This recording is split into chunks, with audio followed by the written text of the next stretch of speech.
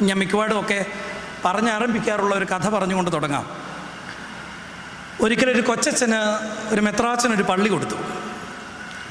ഞങ്ങൾ കൊച്ചച്ഛന്മാർക്കൊക്കെ പുതിയൊരു പള്ളി കിട്ടുമ്പം ഞങ്ങളുടെ ഉള്ളിലെ ധാരണ ചെല്ലുന്ന ഇടവക കീഴ്മേൽ മറിക്കണമെന്നുള്ളതാണ്.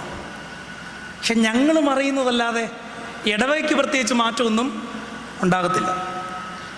അപ്പോൾ ഈ കൊച്ചച്ഛൻ ആ പുതിയ പള്ളിയിൽ ചെന്നിട്ട് ഒരു പേര് സമ്പാദിക്കാൻ അച്ഛനിങ്ങനെ ആലോചിക്കുക, എന്ത് ചെയ്യണം? മുൻ വികാരി ഒന്ന് പൊട്ടിക്കണം, നല്ലൊരു പേര് സമ്പാദിക്കണം. അപ്പം അച്ഛൻ വിചാരിച്ചു നിർമ്മാണ പ്രവർത്തനങ്ങളൊന്നും നടത്താൻ പറ്റത്തില്ല. കാരണം ചെന്നിട്ട് ഒരു മാസമേ ആയുള്ളൂ. മിറ്റത്ത് ടൈലിടാൻ പറ്റത്തില്ല, സെമിത്തേരിക്ക് മതിൽ കെട്ടാൻ പറ്റത്തില്ല, കൊടിമരം പണിയാൻ പറ്റത്തില്ല. കാരണം പൊതുയോഗത്തിൽ ആൾക്കാർ ചോദിക്കും, സെമിത്തേരിക്ക് മതിൽ കെട്ടിയിട്ട് എന്താ വെച്ച കാര്യം?